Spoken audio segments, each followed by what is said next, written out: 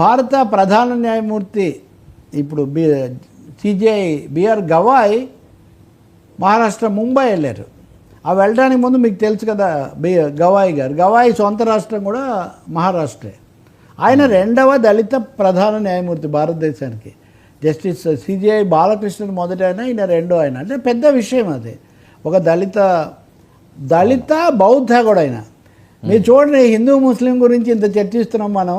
నేను దేశానికి మొదటి బౌద్ధ ప్రధాన న్యాయమూర్తిని అని ఆయన ప్రకటించారు.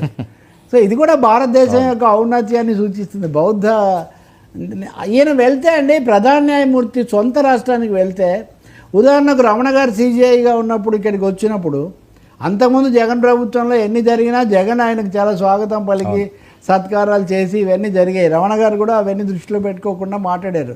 ఈయన వెళ్తే పోలీస్ కమిషనర్ రాలేదండి, నగర police commissioner, Bombay police commissioner రాలేదు, చీఫ్ సెక్రటరీ రాలేదు. ఆయన ఆ విషయాలన్నీ మాట్లాడుతూ, ఇది నేను చిన్న విషయాలు ఇవేం పట్టించుకోను, కానీ వ్యవస్థల మధ్య ఉండాల్సిన గౌరవం మీరు తోచిపుచ్చుతున్నారు. ఇక్కడ ఇంకో సమస్య కూడా ఉంది కదా, దళిత్ కాబట్టి రాలేదా అనే ఒక ప్రశ్నలు కూడా వస్తాయి కదా. మన సామాజిక వ్యవస్థను దృష్టిలో పెట్టుకున్నప్పుడు ఆయన గట్టిగా చెప్పిన తర్వాత మళ్ళీ సాయంత్రం వేరే కార్యక్రమానికి మటుకు వాళ్ళు వచ్చి క్షమాపణలు చెప్పి ఏదో అనుకోకుండా జరిగింది.